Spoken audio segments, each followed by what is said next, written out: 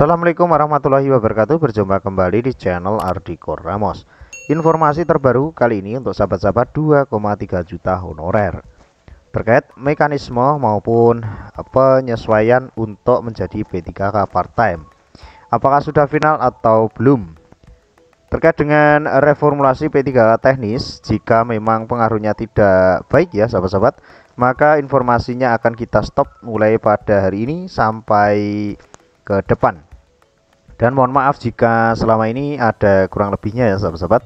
Berikut untuk informasi terkait dengan P3K part-time untuk sahabat-sahabat 2,3 juta honorer. Ternyata data 2,3 juta honorer diaudit lagi gegara ini. Skema P3K part-time belum final. Setelah ada bergulirnya RUU ASN untuk diundangkan, salah satu dari 7 klaster substansi RUU revisi Undang-Undang Nomor 5 Tahun 2014 tentang RUU ASN ialah tentang penyelesaian honorer yang diarahkan untuk mencegah terjadinya PHK massal terhadap non-ASN per 28 November 2023. Namun, belum ada penjelasan gamblang tentang skema penyelesaian 2,3 juta tenaga honorer ini.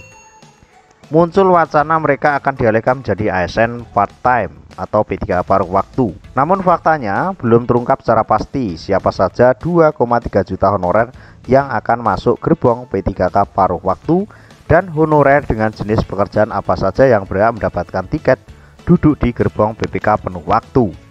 Diketahui jumlah tenaga non-ASN memang sekarang ini sudah mencapai 2,3 juta lebih dari seluruh Indonesia, data dari BKN. Sebelumnya disebut-sebut data jumlah honorer mencapai 2,3 juta tersebut sudah dikunci, namun ternyata masih diaudit lagi. Hal ini sesuai dengan pernyataan salah satu sahabat BPKP agar valid karena ada beberapa sampel ditemukan data yang tidak sesuai dengan kondisi di lapangan. Demikian kutipan dari berita yang tayangkan di situs resmi Kemenpan RB berjudul Menteri Pan RB terbitkan SE minta instansi tetap alokasikan pembiayaan non-ASN. Deputi Bidang SDM Aparatur Kementerian Pan RB Alek Deni mengatakan semula pada akhir 2022 jumlah tenaga non-ASN diproyeksikan hanya tinggal 400.000 orang saja. Namun nyatanya datanya mencapai 2,3 juta dengan mayoritas ada di pemerintah daerah.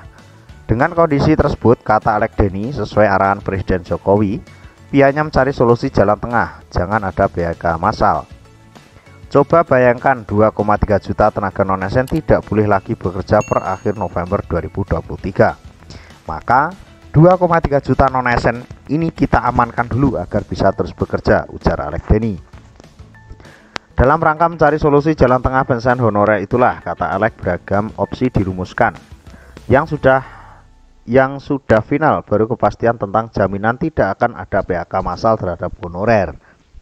Skema-skemanya sedang dirumuskan bersama. Yang sudah final adalah kesepakatan tidak boleh ada PHK. Bagaimana skemanya itu sedang dirumuskan dengan memperhatikan masukan berbagai pihak, jelas Alek. Lebih lanjut, Alek Deni menjelaskan pedoman lain yang harus ditaati adalah memastikan pendapatan non-ASN tidak boleh berkurang dari yang diterima saat ini. Itu harus jadi pedoman, tidak boleh ada pengurangan pendapatan, ujar Alek Deni. Dikatakan pemerintah juga terus menjalankan rekrutmen ASN setiap tahunnya dengan memperhitungkan kapasitas fiskal yang dimiliki.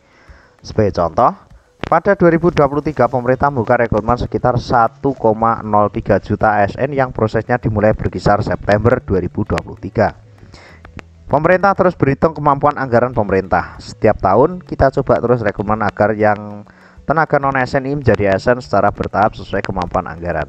Tetapi tentu harus bertahap, ujar Alek. Alek menegaskan pendataan non-ASN ini diperkuat dengan pelarangan dan pembatasan sangat ketat terhadap rekrutmen tenaga non-ASN. Ini bisa diartikan ya sahabat-sahabat bahwasanya di daerah maupun kementerian di stop total untuk pemasukan ataupun merekrutmen untuk non-ASN. Khususnya untuk guru jangan sampai rekrutmen non-ASN ini ya sahabat-sahabat atau honorer lagi. Pejabat pembina kepegawaian atau PPK dan pejabat lain dilarang mengangkat pegawai non-ASN untuk mengisi jabatan ASN yang masih ada kekosongan. Untuk memenuhi ASN di lingkungan instansi pemerintah dapat dilakukan melalui usulan kebutuhan formasi sesuai ketentuan perundang-undangan, ujar Alek.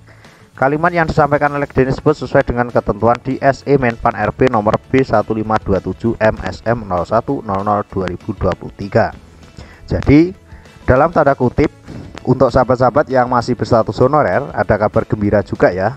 Jadi belum tentu akan menjadi P3K part time seperti itu, karena masih belum final keputusan tersebut. Yang pasti sahabat-sahabat tidak akan dihapus status honorer ini dan tidak akan di PHK. Mudah-mudahan informasi ini bisa bermanfaat. Ada kurang lebihnya, maaf. Wallahul muwaffiq. Wassalamualaikum warahmatullahi wabarakatuh.